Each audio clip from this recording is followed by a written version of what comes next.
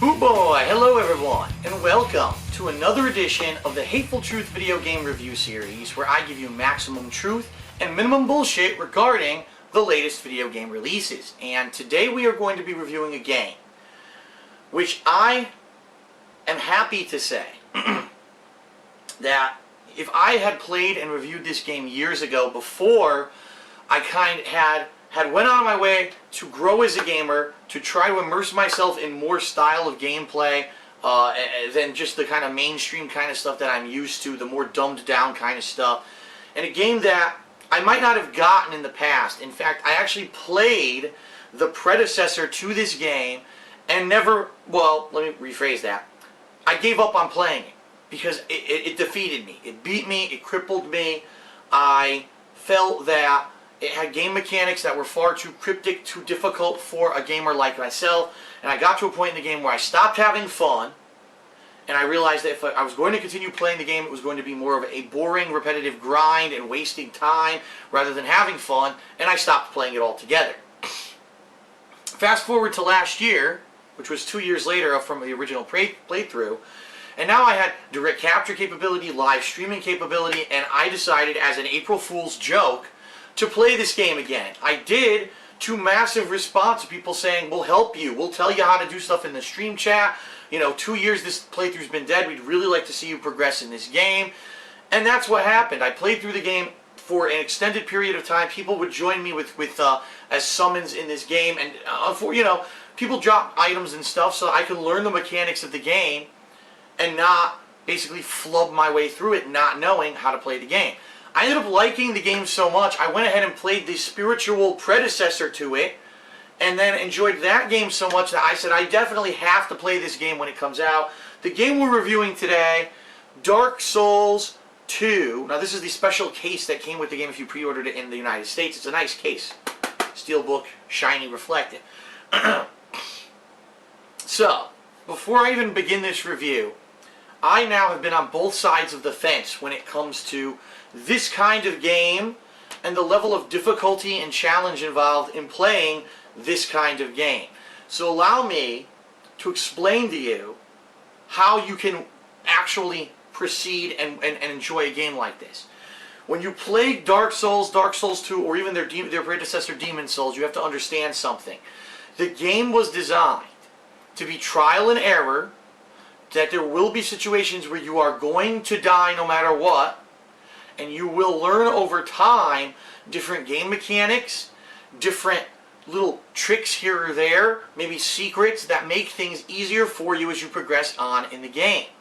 If you do not know these things, the game will be incredibly difficult and you will die repeatedly.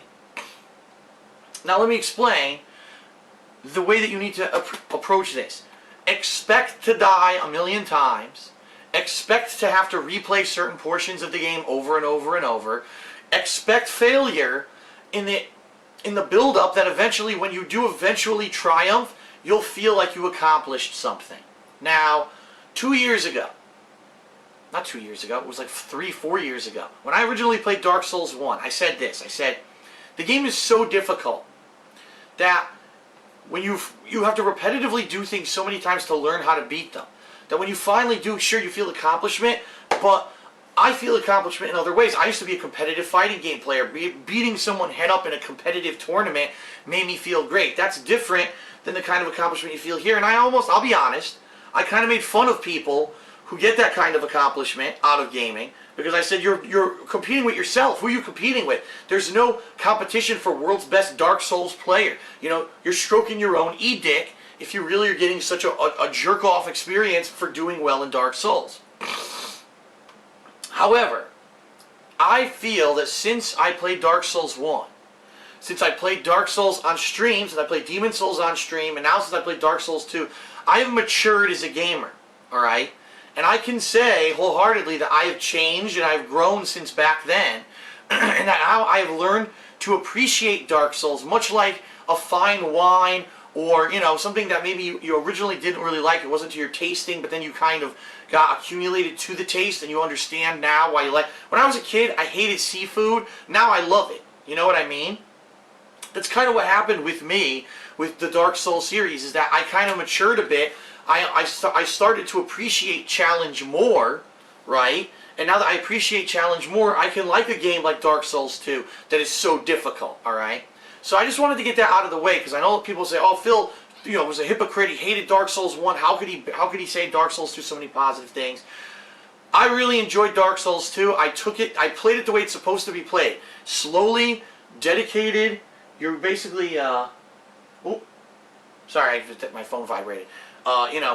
Slowly, dedicated. You don't give up. You persevere, and you basically don't let it cripple you, and you laugh. When you die and there's a cheap death, you don't get angry. You laugh at it, And I'm going to be honest, during my playthrough, there were many, many times that I raged, but I moved on. I pushed forward. I never gave up. I never let it defeat me. I said, no, I will persevere, and eventually I did. A 2-week-long playthrough, and that's something to be said. The game has an incredible amount of content in it, and we're going to talk about that, okay? So, Dark Souls 2, supposedly in the lore of the Dark Souls universe, takes place much later than Dark Souls 1. You will not see any returning locales or anything. It's all completely new locations, all completely new characters, alright? Even though there are some allusions and references to previous characters in the series. In fact, there are certain boss fights, I don't want to spoil, but there are certain boss fights that actually are bosses from Dark Souls 1, but they're harder. Like, they've really ramped up the difficulty on them, which is kind of fun. Now, right from the get-go, you have the choice. What class do you want? Would you like to be more of a ranged magic user? Do you want to be a melee combat? Do you want to be more stealthy and higher agility with more speed? You get to pick your classes right up front. There's also an incredible amount of character creation tools in the game. I couldn't believe that there was a tweak for a tweak for your side of your nose, a tweak for your nostrils, a tweak for a piece of hair. It was like you could definitely make your characters look however you want. And it's absolutely hilarious, and the reason I say that is because it's a third-person action game, right? So you'll probably never see the face of your character anyway. So really, for the few times you see it, the amount of tweaks is, of course, also keep in mind, there's so much loot in the game, you're going to constantly be putting on different loot and stuff on your body armor. You're not going to see the body, so the customization is kind of silly, but it's there. You're immediately thrown into this barren, desolate, evil world. And it's hilarious because the first area of the game has enemies that could kill you. You just get there, you have no weapon, nothing. You have to get through a field to even get to the first safe building because there's a field full of like monsters. So you're like, oh shit. So once you get there, you're basically told you're now undead, and you're in the world of the undead, this weird world that you're in. And your goal is to, you don't even know really, it's really confusing. You end up eventually meeting up with this woman cloaked in a green cloak. She doesn't ever really explain who she is until the end of the game. But she basically says your goal is to accumulate souls by killing enemies. And there are actually going to be boss enemies that will give you more souls. And there's 4 big monsters, big boss monsters supposedly, in the world of Dark Souls 2 that are key monsters for you to progress on to other areas. And basically she says what you want to eventually do is go to the castle, the Dranglaic Castle, where you can meet the king and queen, and you want to talk to them. So really you're then thrown to the wolves. What do I do, right? There's different areas you can go to. Some of them at this point will be locked off. You cannot proceed in them. Others, you'll say, gee, I'm in this area, but there's a ton of giant knights. I don't know if I'm supposed to be here yet or not. And it's very open world. That's the thing I want to say about Dark Souls 2. Just like Dark Souls 1, you don't get a lot of guidance as to where to go. And it's really open world. All the areas will interconnect with each other. Eventually you'll run into a bonfire, which is both a rejuvenation point where you get all your health and magic spells and Estus Flash, which is what you use to heal yourself in this game. You also save, you can save your game there. It's basically auto-saves whenever you sit at a bonfire that you flight. But of course, the dual-edged sword of the Dark Souls series of games, when you sit at a bonfire, all the enemies in your area regenerate. So anything you've killed, you now run the risk of having to fight it again if you're going to backtrack or go back to a certain area if you sit at the bonfire. So really, a lot of the times you'll find a bonfire and say, shit, do I risk sitting at this and, getting all my stuff back, but then run the risk of having to fight all those monsters again if I want to backtrack and look for items. And there's an incredible amount of content, an incredible amount of locales. In fact, if you actually count, I think they said there's something like 32 total bosses in the game. I fought 31 of them. There was one boss that unfortunately I effed up.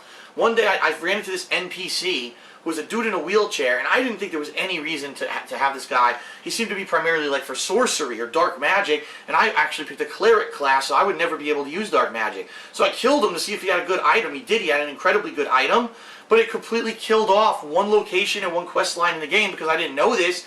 If you talk to him in different locations of the game, he unlocks a new area and there's a secret boss there. I didn't know that, and I screwed myself over. And unfortunately, in Dark Souls 2, if you kill an NPC, you're fucked. There's no way to bring back permanently an NPC, and therefore if an NPC dies or gets killed, you're pretty fucked. You cannot bring them back, which sucks. And that's one of the complaints that I have about the game. One of the faults is that I don't know what happened. They have this mechanic where there's like a gravestone and it acts like you can revive a character, but then they don't show up. It's weird. Like you could do it, you pay souls, and nothing really happens. There's one case where I had a key and there was a door. And I didn't know what was behind it. So I was being chased by monsters. I'm like, shit, I gotta just get through this door. Maybe there's a save point or something I can make them go away. I open the door, there's a new NPC there. All the monsters attack myself and the NPC, kill the NPC, and that NPC never came back. Come to find out, that was one of the most important NPCs in the entire game. That's right. That particular NPC took souls from high-level bosses and later on made great boss weapons. So I fucked myself by doing this, and this is a flaw with the game. Why is the game punishing you because you don't know what's going on or what's around the next bend? For going through a door, now the enemy's attacking an NPC, the NPC's gone for good? That doesn't make any sense. That seems like a big crippling game flaw for me. And I'm hoping that if they make the sequel, which they will, because this game sold a ton, that when they do make the sequel, Dark Souls 3, that doesn't happen. That there is a fair game mechanic to revive an NPC if the NPC gets unfairly killed by a mob of enemies because you didn't know that there was an NPC coming in a certain area. Now, all that being said, the gameplay itself of Dark Souls 2 is incredibly close to the gameplay of Dark Souls 1. In fact, very few variations. You're going to have light attack, heavy attack, healing items, magic, ranged magic. You can have the ability to equip a bow or a crossbow and use that for ranged attacks. You're going to find bombs you can throw. You're going to have the dodge roll, which is going to be incredibly useful, especially if you're not weighing so much armor that the roll is slow as hell to dodge enemy attacks, and that's basically your lifeblood in this game is the dodge roll. You can wear a shield, which you can block things with. You can have a HP bar, stamina bar. As you level up and get a certain level of souls, in this game you do not level up at bonfires. In this game you must go back to the main camp, which is called Majula, where the woman cloaked in green is there, and she's the one who levels you up in this game. And just like previous Dark Souls games, you can go ahead and focus on one stat and max it out, and you'll become an incredibly strong warrior. Or maybe you'll become a tank with high defense. Or maybe you'll have amazing agility so you can dodge everything in the game easily. Maybe you'll have high resistances. Maybe you'll be a great magic user who eventually can equip multiple spells and can perform spells fast versus when you start out that you perform them very slowly. It's all up to you, and I think that's really what people enjoy a lot about the Dark Souls series, is that based on your choices and your gameplay, you can make what you want of the game. Ultimately, what I did with my cleric is I made him well-rounded to the point where he could do well in hand-to-hand combat, but he didn't always have to. I basically also gave him very good magic abilities so that he would have strong spells. And by the end of the game, I was one-hit killing almost everything with this incredibly overpowered lightning spell that I had. Alright? Now, the goal of Dark Souls is very simple. You go from point A to point B, you don't always know where point B is. Explore everywhere, because there's secrets everywhere, there's hidden walls you can go through, there's things called Pharos Lockstones in this game, which is a rare item that if you find a face on a wall, you put it in and it'll open up a secret area. Sometimes it'll have a good rare item in that secret area. Other times, it'll actually aid you in a stage. So for example, there's a stage where there's these monsters with huge arms, and they come out and they can really fuck you up. But if you use a Pharos Lockstone to light a lighthouse, the monsters are afraid of light, and so they'll go away, and you don't have to deal with them anymore. And that's kind of neat. Yeah, and there's going to be secrets, hidden areas, hidden items. The boss fights this time around, they really went all out with these boss fights. You're going to have the giant, monstrous, lumbering bosses that you fought similar to in Dark Souls 1. You're going to have fast, agile bosses where it's really requires a lot of dodging and thought and blocking and counterattacking. You're going to have a wide variety of bosses where maybe you're fighting multiple enemies at once, so you got to micromanage. So, oh shit, where's the other guy? Well, I'm attacking this one. Do I use range combat on one? There's one boss where you're fighting 3 dudes at once, and they're all really tough bosses, so you basically have to try to fight one at a time if you can, and not have the others come and attack you. It's really nuts. And like I said, there's 32 of them, so there's a wide variety of stuff going on in this game. And the one cool thing about Dark Souls is the variety of enemies. Unlike a ton of other games where you fight the same enemy 5,000 times, in Dark Souls, they really go all out to give you a wide variety of locales, locations, the art design, and enemies. Some enemies, you'll be at the end of the game, and you're still fighting a new enemy type. You're like, Jesus, they really went all out. There's another new enemy type near the end of the game. It's nuts. The other thing is, there's an incredible amount of side content you never need to do. There's a bunch of bosses that are completely optional, that will give you good bonuses and extra souls and maybe rare items and weapons if you beat them, but you never have to. And so someone who maybe just wants to coast through the game can basically beat the game in a lot quicker time than someone who's looking to maybe take their time, which is what I did. I took my time. I really found every location except for that one in the game I couldn't do because I killed the NPC.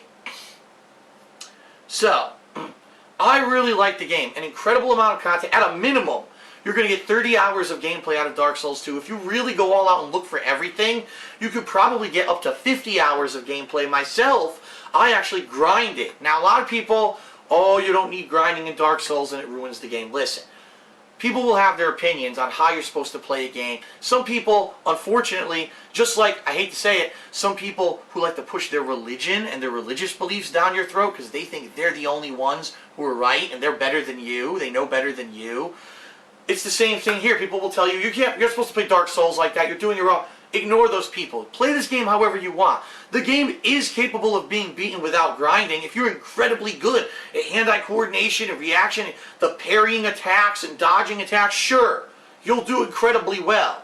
But not everyone's like that. I'm not exactly the perfectionist gamer who's so great that I can really do anything in a perfect manner, except for maybe, I'd say Street Fighter, I'm a lot better than most people, but outside of that, not so much. So for me, it was more of a, if I want to make this game easier on myself, I'm going to grind. So what I would do is I would go to a bonfire, find enemies that were easy to kill, go through, kill them, farm those souls, level myself up, and get better abilities. Now, a critical game change in this game, which everyone needs to know. Enemies only spawn 15 times. Once you've killed an enemy 15 times, they will not reappear again.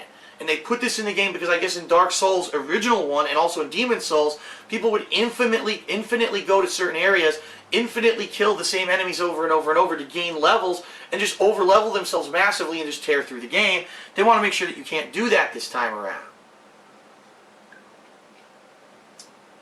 However, there's a way around this for those who want to challenge themselves. You'll find an item in the game called a Bonfire Ascetic. What happens with that is, let's say you're in a certain area, you grind it 15 times, you killed all the enemies, they're not coming back. You use a Bonfire Ascetic on the bonfire for that area, all the enemies will now respawn again another 15 times. However, the catch is, the difficulty has been increased and the area gets upgraded to New Game Plus difficulty. Which means the enemies are more powerful, they do more damage, they may have new attacks. Red phantoms may be randomly placed throughout the areas. The enemies will also give you more souls if you kill them, so there's a bonus for doing this. I personally went to a certain area and found it so good for farming souls, I went to New Game Plus Plus. I did 2 Bonfire Ascetics, so I went all out on it. And it allowed me by the end of the game to be incredibly powered, and I killed the final boss with like 5 hits. It's ridiculous how powerful I was at the end of the game. And it's your choice. If you want to really challenge yourself, you don't have to grind. I found that I'm not good enough of a gamer, I'll openly admit it, to do well in this game without grinding, and so I had to grind to beat it, okay? So overall, Dark Souls 2, you're going to get a wide variety of locales. You're going to get all kinds of hidden content, hidden optional bosses, really cool experience. Easter eggs, references to the first game. There's tons of them in this game. There's also the same summon system, invasion system, PvP system that was present in Dark Souls 1 is present in this game, but it's varied. There's many different covenants you can join in the game where you can do PvP against other people, and when you win, when you fight these covenants and you win, you'll get items, okay? And these items can be used later on to unlock certain things. So for example, there's a sun covenant where if you win 30 duels against people online, you will get a sunlight spear, which is basically the best miracle in the game. It's an insanely damaging lightning spell. But it's completely optional. You don't ever have to do the PvP. You don't ever have to do the invasions, but they're there and they're fun. It could be a little annoying if you're in certain areas, like there are 2 or 3 areas in the game where it's set where if you're there, you're going to get invaded no matter what. And it can be annoying in that regard, but at the same time, it's a cool aspect to have in the game. If you really hate the aspect of the game, you can unplug your console from the internet and it'll never bother you, which I think is also a good option. You should have the option to not be bothered by it if you don't want to be bothered by it, okay? The 2 major negatives I have to say about the game, okay? 3 actually. Number 1, the NPCs can die and they don't come back properly. You basically have to start a new game in order to get the NPCs to come back. Number 2, PvP, it exists, it's fun, but it's still just as flawed as it was in Dark Souls 1. In Dark Souls 1, there was all kinds of ridiculous... The guy would be in front of you, and all of a sudden the game would say he got a backstab, which means he attacked you from behind, which is double damage and can insta-kill you. It makes no sense. It was glitchy. The netcode was bad on Dark Souls 1, and people could really find ways to abuse it and just cheat in PvP. Guess what? Dark Souls 2 isn't much better. The netcode's slightly better, but I still sometimes was getting backstabbed, and the guy's right here in front of me. What? Because people would have spears, and the animation for the attack would show them stabbing to the right. I'd be here to the left, and I'd get hit and take damage. What? So the PvP, it's an optional thing. It's not the core focus of Dark Souls 2. It's optional. I recommend if you're having problems with it, people are invading you, definitely unplug the console from the internet, because it will be annoying. But from my perspective, I did not get invaded as much as I did when I played Dark Souls 1. It really wasn't that much of a factor. If anything, the red phantoms, which are the computer-controlled phantoms, that were not really that much of a hindrance in the game either. That being said, this game does have a tutorial, which I definitely want to say is an improvement. They added a tutorial to the game, which was not present in the other games, and so you were thrown to the wolves to try to figure out what to do and how to play the game. In this game, there is a tutorial in the early game that explains the basics of the game, and that's good. The final complaint I have about Dark Souls 2 might be console specific, and I want to emphasize I played this game on the PlayStation 3. The game has exactly the same graphics as Dark Souls 1, and it has exactly the same frame rate issues as Dark Souls 1. So what I mean is there will be certain locations that for whatever reason, maybe the graphics are too much, the graphical engine can't handle it, the frame rate will jump into the toilet. There will be times when you're in the middle of a fight of multiple enemies, all of a sudden the frame rate starts chopping up, you're like, fuck, this is the time when I need the good frame rate to see when everyone's coming at me and react, and now it chops up. Yes, Dark Souls 2 on the PlayStation 3 still has the same issues. Basically, they've improved nothing when it comes to the graphics. They look exactly the same, and they're not any better, and they didn't improve that. Now, what I've heard is that on the Xbox 360, it's a completely different issue. The frame rate is fine, but there's massive screen tearing. So you'll be fighting enemies, all of a sudden the screen's tearing and you can't see shit, and then you die. So no matter what console you play this game on, you're kind of screwed in that regard. What I can tell you is this. After playing Demon's Souls and Dark Souls 1 on the PlayStation 3 and seeing the frame rate issues with those games, I didn't have a problem with Dark Souls 2. I was used to it. I became accustomed to it and used to it, and it really wasn't a factor in my gameplay. Okay? Older people may have issues. If this is the first time you're playing a Dark Souls game, you may say, what the hell is this? Why is the frame rate so choppy? This is incredibly annoying. And honestly, you have the right to say that because it is. It's annoying. It shouldn't be in the game. I don't know why they didn't take the time to fix it. That's one major complaint really about the game. They didn't fix the PvP online netcode, and they didn't fix the graphics. But outside of those two things, this game is an insane amount of content. I mean, for a $60 release, to get 30 to 50 hours of gameplay from one run, and then if you really like the game, you might get hooked. You might want to start a new game plus, which guess what? Enemies are harder, there's new enemies, some bosses have variations on them, there's better loot. You may want to do a new game plus, and there are, trophies and stuff for beating the game a second time, so you may want to check that out. So Dark Souls 2, overall, And definitely an improvement over the first one. More content, big variety of gameplay, big variety of bosses, huge variety of enemies, an incredible amount of content, especially if you're the kind of person that searches everywhere. You know what I mean? If you're searching everywhere, you're going to love this game. But I have to say, that's because I'm a fan of Dark Souls and Demon Souls from playing them. If you didn't play the 2 previous games to this game, you may hate it, like I hated Dark Souls originally. So what I have to say is I have to give this overall score. For the average gamer who, you know, doesn't put the time and effort into it, doesn't want to grind, doesn't want to learn the game, you know, if they die a few times or something, they get frustrated, this is not going to be your game. This is going to be fuck this game, I want to play something easier. That's how my mentality was in 2011. But I've grown as a gamer, and now that I've learned to appreciate difficulty and overcoming difficulty and playing a game smart instead of just rushing through it, I love Dark Souls 2. So you may not think it's as good as I did. It all depends on your perspective. But from my perspective, Dark Souls 2 is one of my favorite games that I've played the past several years, and I'm actually going to give it a 9.5 out of 10. If this game didn't have the same frame rate issues and the same PvP issues and that one little annoyance of the NPCs, I might have given it a higher rating. This is the epitome of how you make a game and put a shit ton of content into it. This is a love letter to gamers who love difficult games and want a lot of content. This is the top of the mountain when it comes to that style of game, and you're going to love it. And for me, I know you might be shitting bricks right now hearing me say this, Dark Souls 2 is a Game of the Year contender for me, and people have actually said my Dark Souls 2 playthrough may be one of their favorite playthroughs of all time that I've ever done. Wow, how things change over time. That's all I have to say. So, Dark Souls 2, one of my favorite games of the year. I hope you'll check it out. But I highly recommend you check out Demon Souls and Dark Souls 1 first to get accustomed to the game engine before you play this one, okay? That is it for the Hateful Truth video game review series. I hope you enjoyed it. I hope you found maximum truth to minimum bullshit in my review. And I hope to see you again next time. Peace out, everyone. I'll see you later.